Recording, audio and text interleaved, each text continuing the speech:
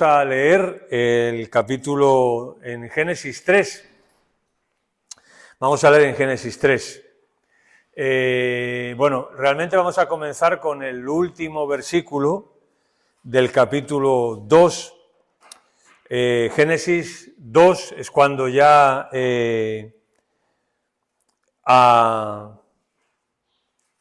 termina la creación, ya el hombre y la mujer están en el Edén, donde Dios los ha puesto, y nos da un dato, el versículo 25, y nos dice que y estaban ambos desnudos, Adán y su mujer, y no se avergonzaban. Pero la serpiente era astuta. O sea, creo que tenemos que conectar estas dos cosas, ¿no? Nos muestra una situación ideal, idílica, un hombre y una mujer en un sitio fantástico, están desnudos, no se avergüenzan, o sea, no hay maldad, no hay vergüenza, no hay estas cosas, ¿no? Pero la serpiente era astuta, más que todos los animales del campo que Jehová Dios había hecho, la cual dijo a la mujer: ¿con que Dios os ha dicho no comáis de todo árbol del huerto? Bueno, decir que este pasaje lo vamos a analizar un poco en profundidad posiblemente la semana que viene. ¿Con que Dios os ha dicho no comáis de todo árbol del huerto? Y la mujer respondió a la serpiente: del fruto de los árboles del huerto podemos comer, pero del fruto del árbol que está en medio del huerto, dijo Dios, no comeréis de él, ni le tocaréis, para que no muráis. Entonces la serpiente dijo a la mujer: pues no moriréis, sino que sabe Dios que el día que comáis de él, serán abiertos vuestros ojos, y seréis como Dios sabiendo el bien y el mal. Mirad, esto es muy importante, esta frase. Serán abiertos vuestros ojos. Muy importante. Versículo 6. ¿Qué pasa ahora? Y la mujer vio que el árbol era bueno para comer y que era agradable a los ojos y árbol codiciable para alcanzar la sabiduría, y tomó de su fruto y comió. Y dijo también a su marido, y dio también a su marido, el cual comió así como ella.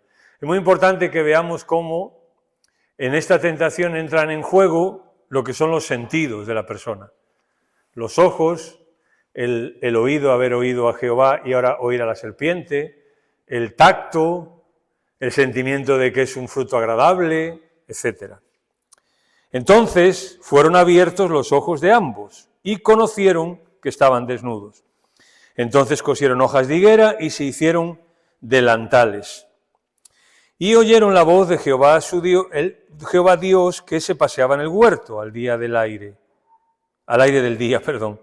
Y el hombre y su mujer se escondieron de la presencia de Jehová Dios entre los árboles del huerto. Bueno, la historia del pecado es una historia de tratar de esconderse de Dios, no es otra, sino que tratar de esconderse de Dios. Una pregunta: ¿quieres librarte de la tentación?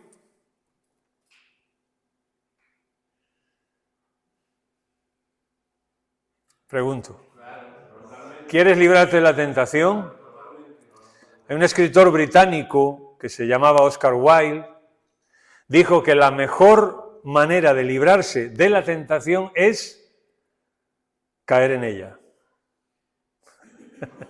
Eso dijo Oscar Wilde. La mejor manera de librarse de la tentación es caer en ella. Evidentemente, él no era, con la Biblia en la mano no hay por dónde coger esto. Pero quise ponérosla porque es muy importante reconocer qué es la tentación y el pecado y qué papel juega en nuestra vida. Que siempre estará. Así que por eso él decía, la mejor manera de librarse de la tentación pues es caer en ella. Nosotros pensamos que la mejor manera de librarse de la tentación, ¿cuál es? No caer en ella. Exactamente. Bien. Así que hoy vamos a empezar con una especie de introducción. Creo que hoy solo la introducción. Bien. ¿Cómo funciona hoy la tentación y el pecado? Es lo mismo que en Génesis 3. Cuando vayamos y leamos el texto de Santiago nos vamos a dar cuenta que los ingredientes que están en Génesis capítulo 3 también están en el libro de Santiago en el capítulo 1. Han pasado miles de años, ya el Mesías ha venido, Jesús ha muerto en la cruz y siguen en pie los mismos ingredientes. Así que el pecado es tan viejo como el primer hombre y la mujer, como el principio de la historia del hombre, ya está el pecado ahí. No es distinto realmente. Cuando a veces decimos, es que antes, no sé qué, es que antes, no, es lo mismo. O sea, el caramelo es el mismo. El caramelo, que es el pecado, es el mismo, ¿no? Ahora, el envoltorio, que es la tentación, pues eso puede cambiar, pero es el mismo. No pensemos que ahora es más fácil caer que antes, o eso son cosas que decimos a veces absolutamente sin ningún sentido, ni ningún razonamiento. Era igual caer en la tentación hace 50 años que hoy, y será igual caer hoy que dentro de 50 años. Eso lo vamos a ver. Pero ellos no pensaron en las consecuencias. Este es un aspecto muy importante del pecado, no pensar en las consecuencias. Pero vamos a ver cómo Santiago nos habla por qué no pensamos en las consecuencias. Eso lo vamos a ir viendo, simplemente a nivel de introducción. Mirad, los puritanos, como nadie, reflejan en su libro la severidad del pecado y cómo se juzgaban ellos a sí mismos. He estado leyendo algo de John Owen y es muy interesante cómo él habla del pecado suyo personal, con una franqueza absoluta, con una sinceridad absoluta, con una honestidad brutal, y ellos vivieron hace 300 años, John Owen. Y hoy, ¿qué pasó? Bueno, hoy vamos a ver qué pasa hoy. Hoy a ellos los trataríamos de fundamentalistas.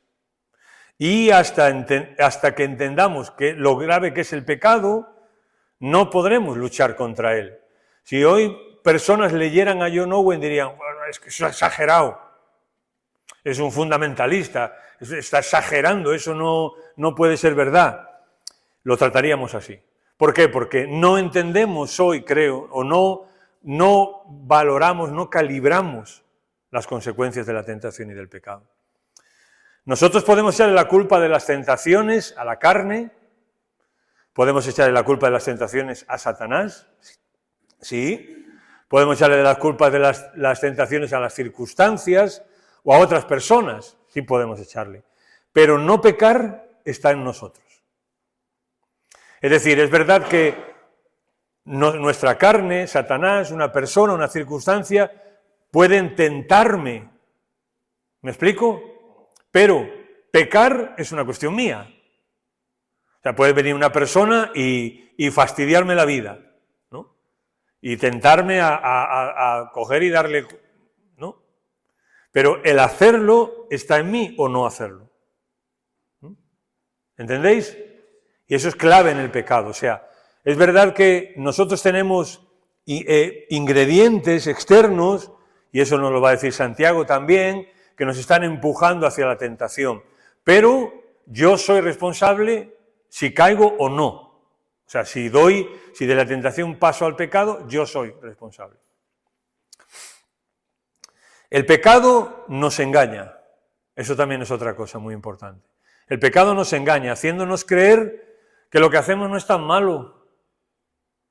Esto lo hemos oído y lo hemos dicho nosotros mismos, si somos sinceros.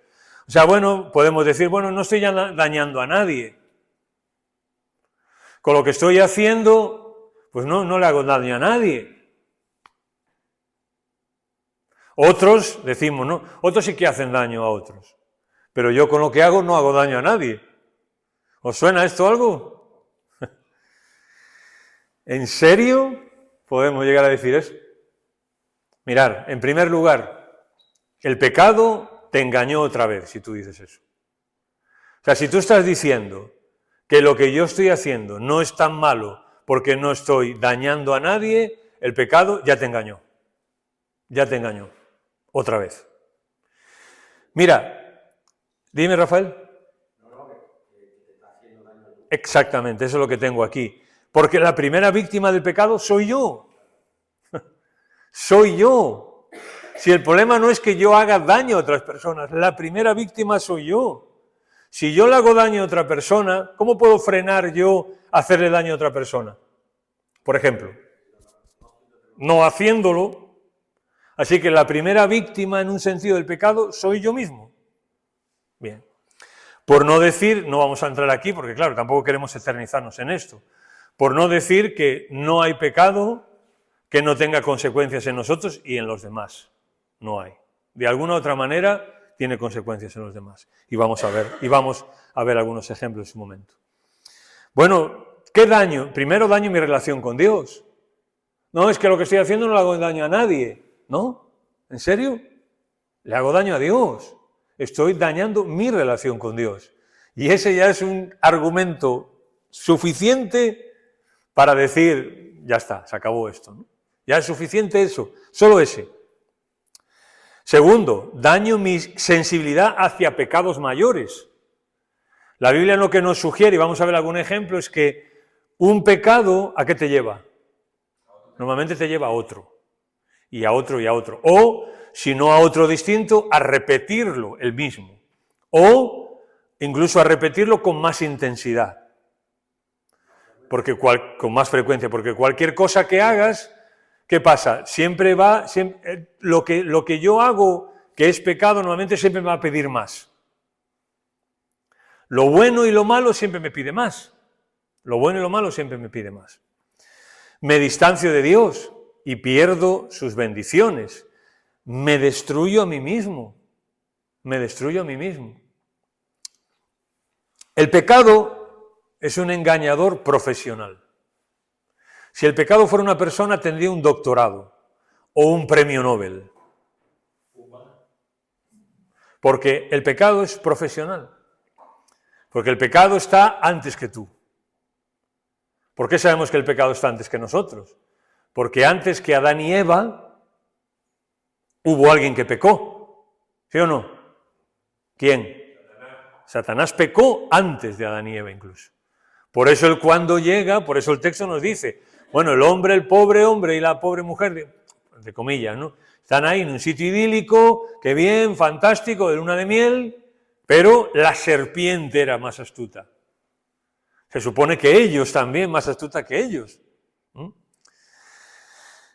Bien, al pensar en la tentación, lo que se nos viene a la mente es lo sexual, ¿verdad? Nuevamente. Lo sexual es lo primero que llega a la mente con la tentación. Siempre, si tú buscas en Google la tentación, pues todo lo que te va a poner son cosas sexuales, ¿no? Pero podemos ser tentados de miles de formas. O sea, de miles de formas podemos ser tentados. Hay miles y miles de tentaciones que nos pueden llevar a miles y miles de pecados. No solamente pensemos en lo sexual. El primer pecado no era algo sexual, supuestamente. Yo sé que sabemos que la Iglesia Católica sí dice que tenía un ingrediente sexual, lo que pasó con Adán y Eva, pero no, en la Biblia no vemos que eso sea defendible, leyendo Génesis 3, que el pecado de Adán y Eva fuera sexual, ¿no? Bien. Hoy, ¿qué hacemos? La tentación y el pecado se trata como con ligereza. Hoy, el pecado y la tentación se trata con ligereza. ¿Y eso a qué nos ha llevado? A bajar el listón. Y a la destrucción, y a destruirnos. O sea, el pecado hoy, pues bueno, ¿qué vamos a hacer? Bueno, es que somos así, bueno, es que quién puede no sé qué, bueno, es que somos tal, es que somos cual. Luego usamos un capítulo como es Romanos 7, ese texto lo vamos a tratar. O sea, no se le puede hacer más daño a un pasaje que lo que nosotros le hemos hecho a Romanos 7. Porque Pablo dice en Romanos 7, el bien que quiero, no hago, pero el mal que no quiero, eso hago. ¿Y de ahí qué hemos sacado nosotros? ¿Cuál es la enseñanza que hemos sacado?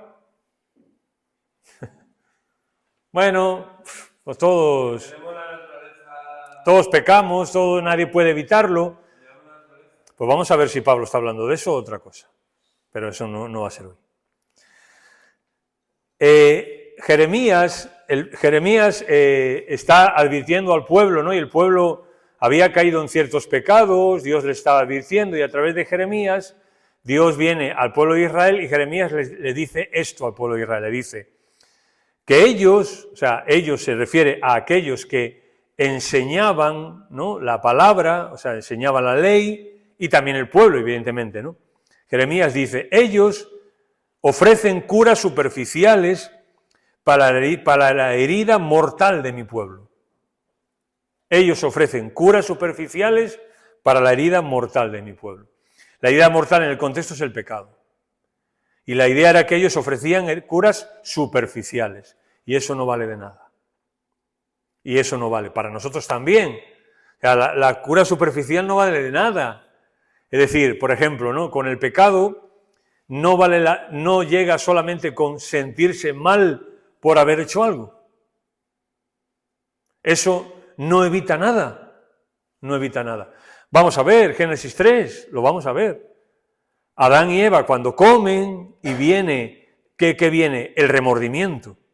Y ahora se tapan y ahora cuando viene Dios me escondo. ¿Por qué? Porque se sentían mal. Se sentían mal.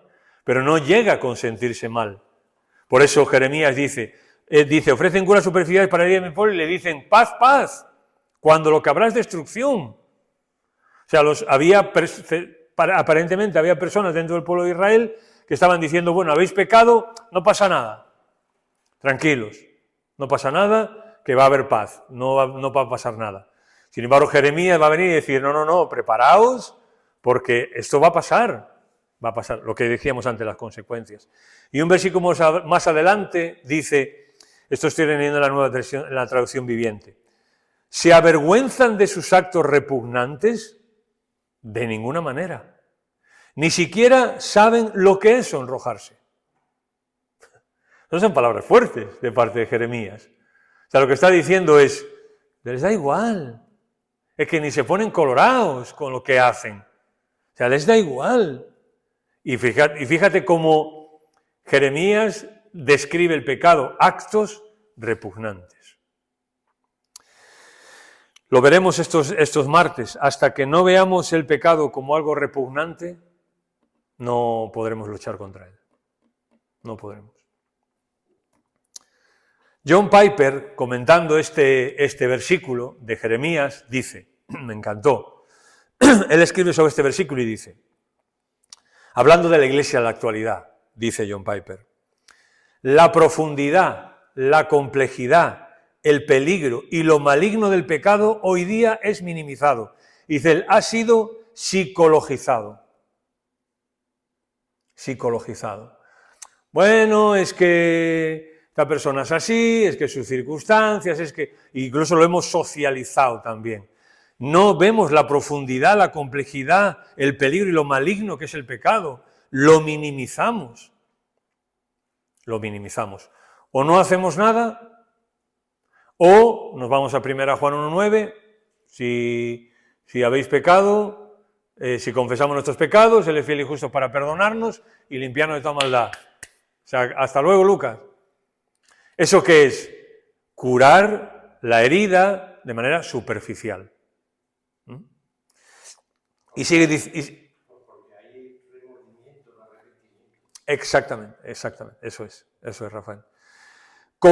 Dice él, tratamos el pecado como un síntoma de una herida del pasado, en lugar de ser visto como una muestra de nuestra corrupción moral.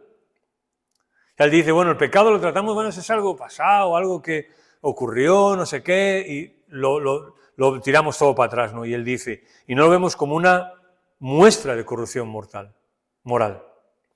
En este sentido, John Owen, también el puritano John Owen, sobre este versículo también comenta algo, ¿no? Se están escribiendo ahora las obras de John Owen, y estaba leyendo el otro día que cuando no había ni máquina de escribir ni nada, cuando se escribía a mano, escribió más de 100 volúmenes de teología, a mano, John Owen. Y ahora se están editando, se están publicando para que los tengamos. Bueno, pues él acerca de esto dijo, en el contexto del pecado, de la tentación, de lo que estamos hablando, y también pensando en Jeremías 6. Él dice una frase fantástica, dice, o tú matas el pecado, o el pecado te mata a ti. Eso es lo que dice John Owen. O tú matas el pecado o el pecado te matará a ti. ¿Estamos de acuerdo con esto?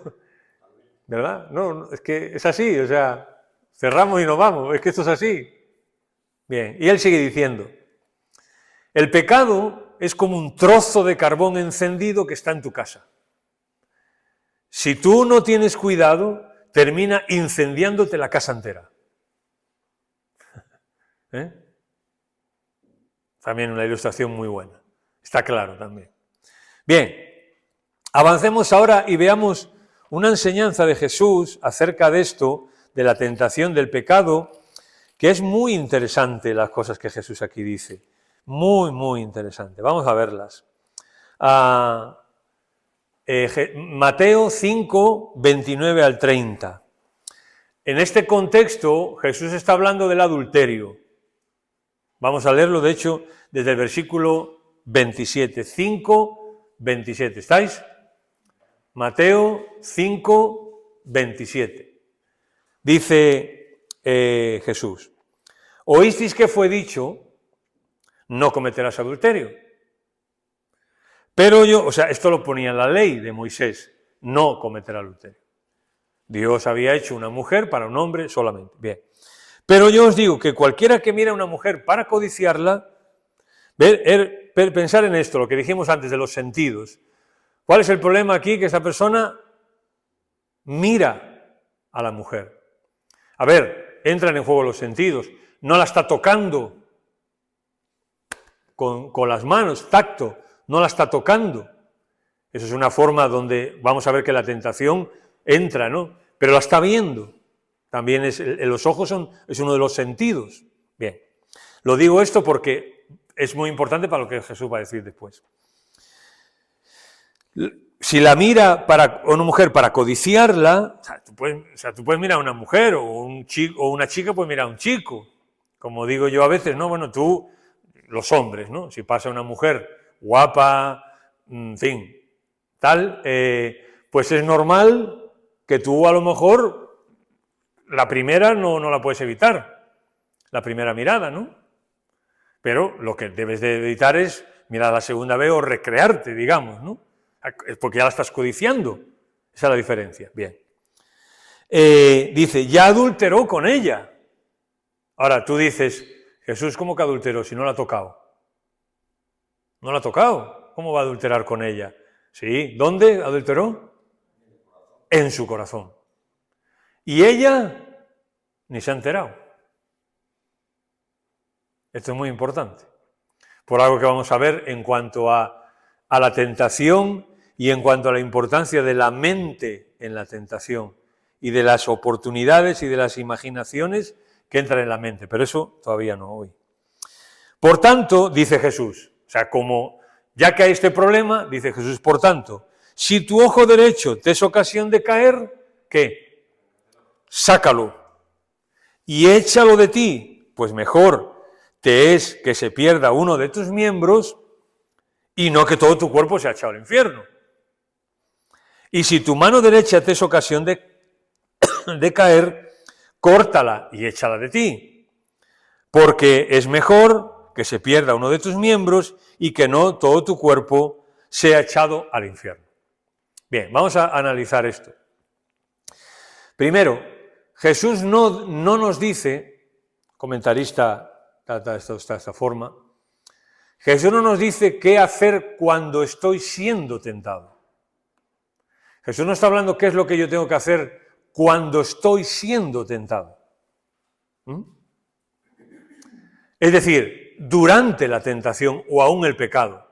Lo que Jesús dice no es algo que tú tienes que hacer cuando estás siendo tentado ya o mientras estás pecando. Porque ahí ya no hay oportunidad de hacer esto. La Biblia dice, por ejemplo, que yo debo huir como José. O sea, lo que José hizo no es, mientras la mujer lo iba a tentar, pues empezar a pensar, bueno, uy, si ahora, no. Él, ¿qué hizo? Huyó. Bien. O como Pablo, por ejemplo, le recomienda a Timoteo, en 2 Timoteo 2:22, le dice Pablo a Timoteo, huye de todo lo que estimule las pasiones juveniles. En cambio, sigue la vida recta, la fidelidad, el amor y la paz, y disfruta del compañerismo de los que invocan al Señor de un corazón puro.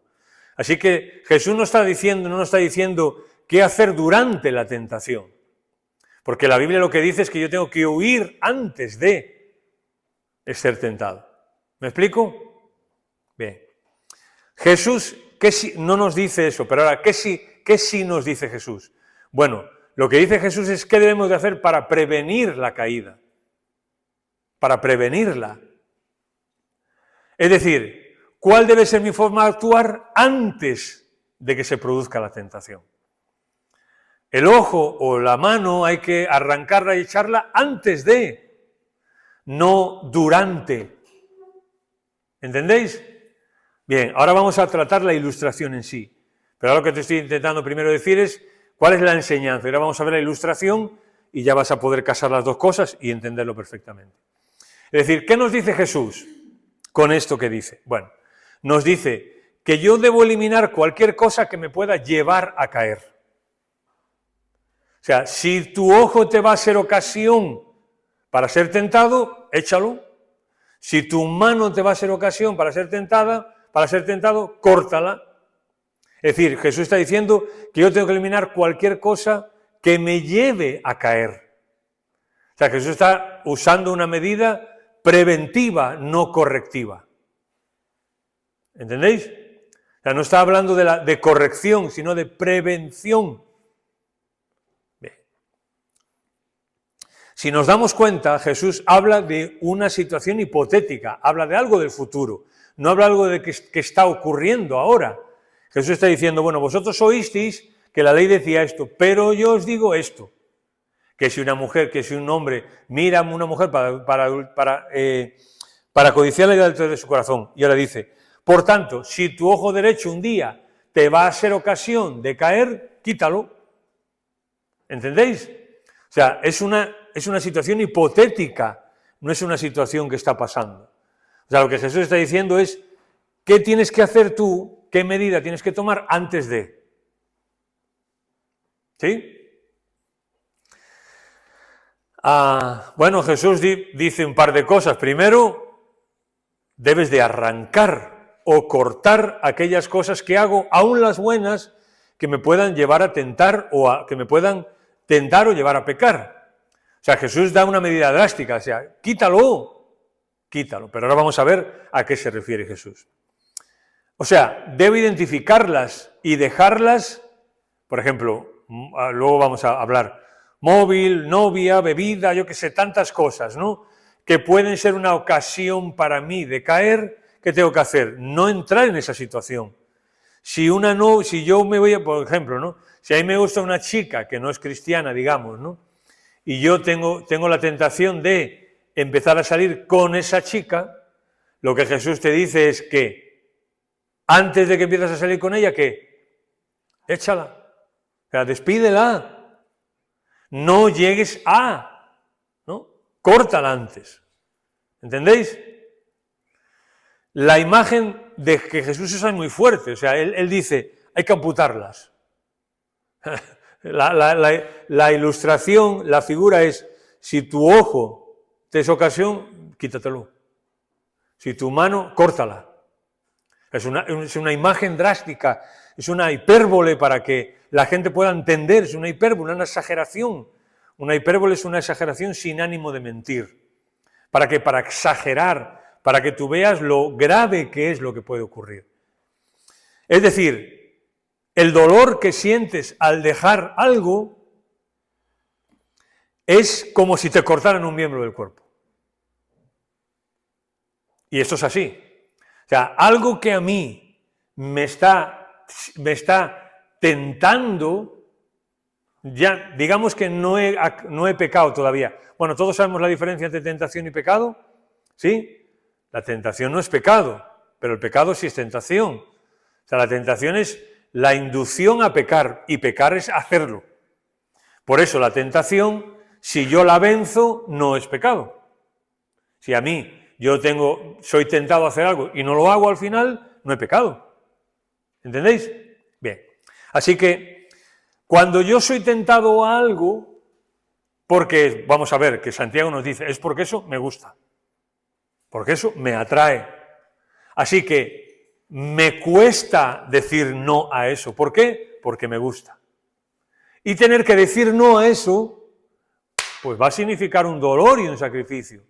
De tal manera que Jesús lo está comparando y está diciendo, o sea, el dolor que vas a sentir al tener que dejar eso es como si te cortaran un miembro del cuerpo. Y tienes que ser tan radical como esto. Si no quieres echarte a perder todo. ¿Entendemos la figura y lo que está diciendo? El texto griego, es más, el texto griego, después de cuando dice córtala, introduce el término autos. Y la palabra autos es un artículo que quiere decir uno mismo. Es decir, lo que está diciendo Jesús es, si tu mano te es ocasión de caer, córtala tú mismo. Eso es lo que está diciendo literalmente Jesús. O sea, no vayas a pedirle a nadie que te la corte. No vayas a pedirle a nadie no vayas a preguntarle a nadie, oye, ¿qué te parece que yo haga esto o no lo haga? Oye, ¿qué no sé qué? O sea, seamos sinceros, si tú vas a alguien a preguntarle qué te parece, es si esto voy a hacer, si está bien o está mal, en el fondo, ¿qué estás pensando? Yuri, que está mal. En el fondo estás pensando que está mal. Pero vamos a alguien a ver si nos toca la lotería y esa persona nos dice, no pasa nada, tranquilo. Es más, si tú algo que dudas y sabes que está mal y vas a preguntarle a alguien y ese alguien te dice, no te preocupes, no pasa nada. Ese que te dice o esa que te dice eso es infinitamente peor que tú. Infinitamente peor. Porque posiblemente él lo que está haciendo o ella es justificando su propio pecado. Claro, porque si yo estoy haciendo algo mal y viene a mí y me dice, oye, Antonio, tal, digo, no pasa nada, no te preocupes. No, hay algo que no funciona.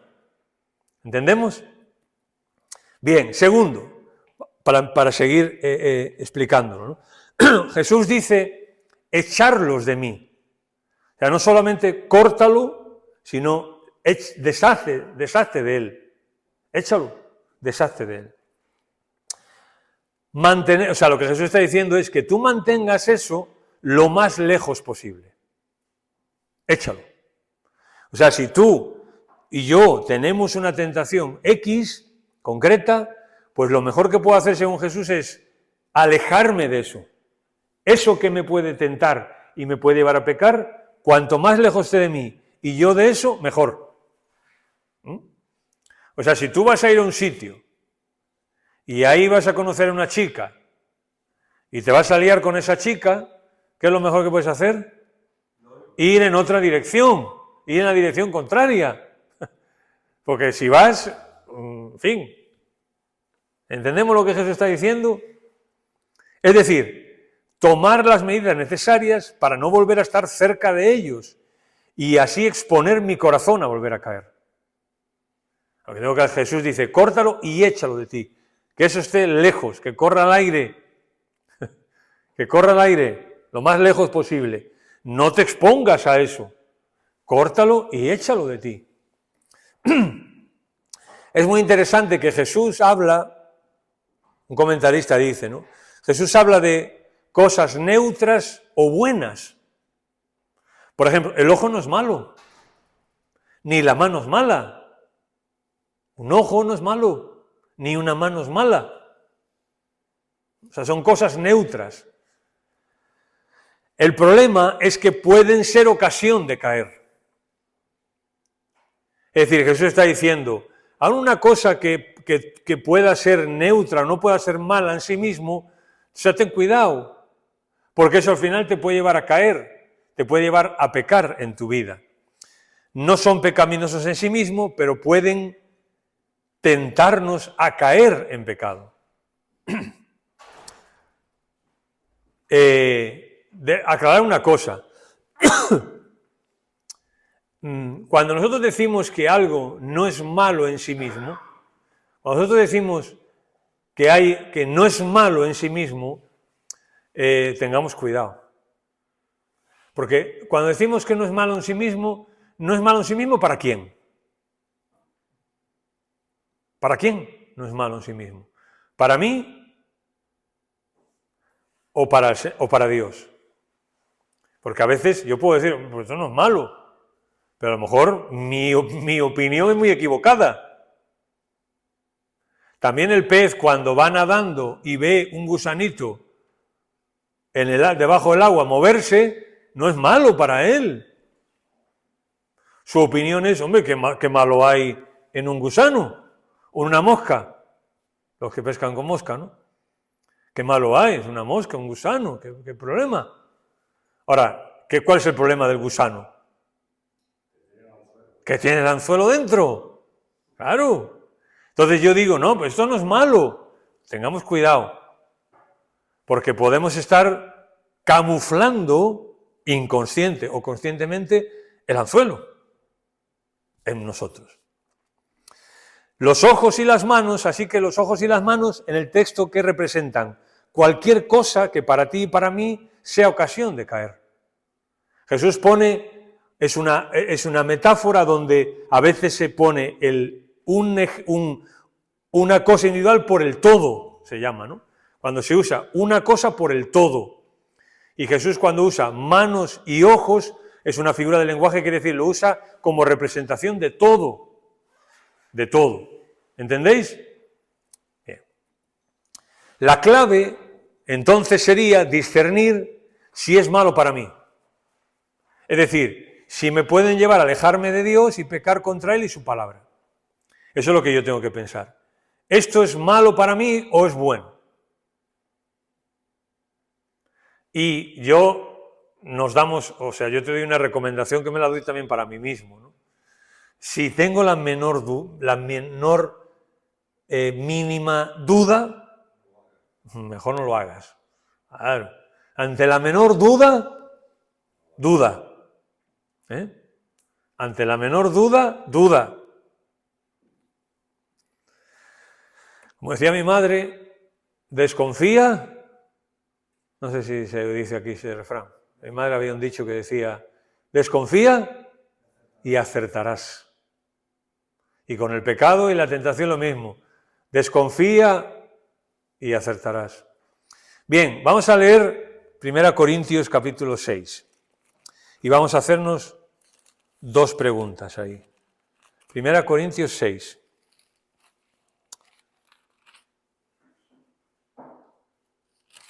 Un comentarista, no me acuerdo el nombre, en este texto nos plantea estas dos preguntas que vamos a hacernos ahora. Dice Pablo en 1 Corintios 6, 12. Todas las cosas me son lícitas, pero no todas convienen.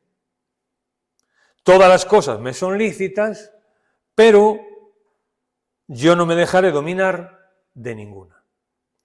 Mirad, antes con estas dos preguntas, aquí hay una cosa de que esto es lícito, dice Pablo, ¿no? Esto es lícito, pero eso que es lícito lleva en el interior dos peligros. ¿Cuáles son los dos peligros según Pablo? Primero, no me conviene. Segundo, me puede dominar. Así que ya no es tan lícito. No sé si me explico. O sea, esto es lícito, pero no me conviene. Pues entonces ya no es tan lícito, como parece.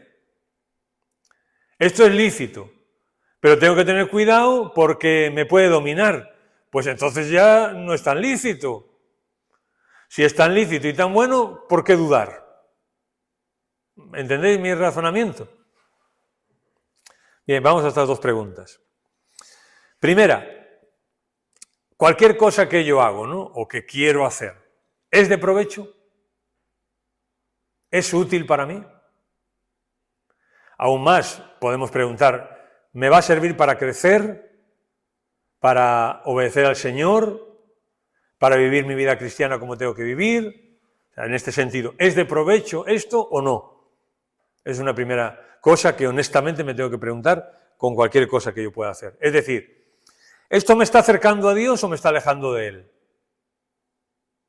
¿Esto me está acercando a Dios o alejando de Él? Puede ser muy lícito, pero te puede estar alejando de Dios. Entonces no te conviene. Segunda pregunta. ¿Me está dominando? ¿Me está dominando? Mirar, como si fuera una droga, ¿qué es lo que más cuesta admitir? ¿Nos domina? Una droga es el mejor ejemplo que podemos usar aquí. ¿Cuándo sabemos que una persona está enganchada a una sustancia? Sí, pero más específico. No, antes de eso. Sí, a ver, una persona se puede enganchar a una sustancia la primera vez que la toma. No hace falta que la tome 25 millones de veces. Se puede enganchar la primera vez. Y hay, en parte lo que decía Rafael, pero hay una frase que todos los que hemos tenido ese problema hemos dicho 1 y 1 millón de veces. Es, yo lo dejo cuando yo quiera. O sea, yo lo dejo cuando yo quiera. Bien. En el momento que digamos eso, ya estamos dominados. Ya. No, si yo hago esto, pero esto a mí no me influye. Esto a mí no me afecta en mi relación con el Señor, no, para nada, no. Si esto yo, es más, yo lo hago por, bueno, pues, eso es así. Eso es así. Por eso el mejor ejemplo es usar como si fuera una droga. ¿Qué es lo que más cuesta admitir? Que me domina. Que me domina. Por eso Pablo, por ejemplo, en Romanos usa casi todo un capítulo para hablar de eso. Romanos capítulo 6, Pablo usa casi todo un capítulo para hablar del pecado, ¿no? Y del dominio del pecado. Y Pablo es clarísimo con eso. O sea, en el sentido que Pablo dice, si el pecado te domina, tú eres un esclavo de eso. Esclavo. No, yo lo hago cuando quiera. No, eres un esclavo, según Pablo, en Romanos 6. Por ejemplo, el móvil no es malo, es neutro. Un móvil es neutro, ¿no? No es malo ni bueno, es algo neutro. Pero ¿me puede dominar? Sí, me puede dominar. Por eso es lo que te digo. Pablo dice, todo me es lícito, pero no todo me conviene. Todas las cosas me son lícitas, pero no me dejaré dominar. Claro, es que hay un problema con muchas cosas, ¿no? Y el corazón humano es irremediablemente idólatra. Es irremediablemente idólatra. Entonces, el problema no es las cosas, el problema no es el móvil. El móvil es un aparato que está ahí. ¿El problema quién es? Soy yo. El problema soy yo. Bien. Así que algo que es neutro se vuelve negativo y no lo corto y no lo echo, pues estoy perdido. Vamos a ver, por ejemplo, cómo, cuando pongamos el ejemplo de Abraham, cómo algo que era neutro en su vida, pues al final fue negativo. Lo vamos a ver. Pero avancemos. Salomón, hay un texto que Salomón usa en Proverbios que es magnífico. Es magnífico el texto. Salomón dice, ¿puede caminar el hombre sobre carbones encendidos sin que se quemen sus pies? Es bueno, ¿eh? ¿Puede caminar un hombre sobre carbones encendidos sin que se quemen sus pies? Pregunto, ¿puede? No, no puede. Pues eso. Ya está, no hay más que decir, ¿no? No hay nada más que decir. Pero nosotros sí lo decimos. Hombre, a mí eso, por ejemplo, ¿no? Pensemos, a mí me viene porque yo lo digo, supongo que a ti también te viene, pues que a lo mejor no te atreves a decirlo, pero cuando a veces decimos, bueno, eso es muy relativo. O decimos, hombre, sí, a esta persona la ha hecho, ha tenido ese problema porque esa persona no tiene conocimiento. Esa persona es así por naturaleza, pero yo puedo sin problema hacer lo que sea, que a mí no me va a dominar. O yo digo, bueno, a tal persona le pasó, a mí me va a pasar eso. Si yo ya sé lo que hay, etcétera, etcétera. Tantos argumentos que damos, ¿no? Eso le pasó a Salomón, o eso le pasó a David o a Abraham. Pero a mí me va a pasar. Eso es lo que dice Salomón. ¿Puede caminar el hombre sobre carbones encendidos sin que se quemen sus pies? No. Mirad, no todos somos tentados por las mismas cosas. No todos somos tentados por las mismas cosas. Pero todos necesitamos barreras en nuestra vida. Por eso Pablo dice, todas las cosas son lícitas, pero no todas convienen. Todas las cosas me son lícitas, pero no me dejaré dominar por ellas. Es decir, yo tengo que poner la barrera. Yo tengo que poner mi barrera y tú la tuya. Evidentemente, a mí a lo mejor yo no voy a tener las mismas tentaciones que tú tienes, ni tú las mismas que yo tengo. Eso lo vamos a ver en su momento. Bien, terminemos con esto. El pecado es aquello que te aleja de Dios. Ya Coco lo decía, ¿no? Esto es cerca y esto es lejos. ¿Os acordáis del Coco? ¿No? ¿De Barrio Sésamo? No, eso, los jóvenes no, pero bueno, un muñequito que daba unas lecciones y decía, esto es cerca. Y se acercaba, pum, y se ponía delante de la cámara, ¿no? Y ahora retrocedía y iba para atrás, esto es lejos. Y se ponía atrás, ¿no? Bien, pues el pecado es aquello que nos aleja de Dios, punto. No se le puede llamar de otra manera, ni se puede matizar de otra manera. Es aquello que nos aleja de Dios. ¿Qué puede encajar dentro de esta categoría? Si pensamos en el pecado como aquello que nos aleja de Dios, ¿qué puede encajar dentro de esta categoría?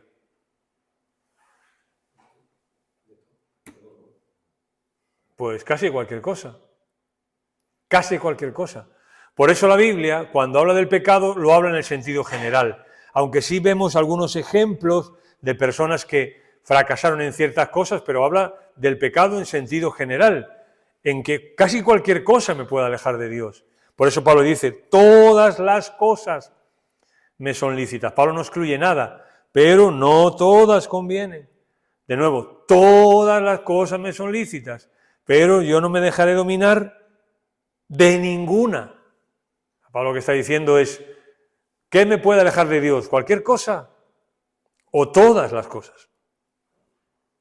La cuestión es tomar en serio el mandamiento de Jesús y considerar lo siguiente. Y con eso terminamos. ¿Qué es lo que hoy apaga mi deseo por Dios y debo eliminar de mi vida? Eso es lo que tenemos que plantearnos. ¿Qué está apagando mi deseo por el Señor y qué debo eliminar de mi vida?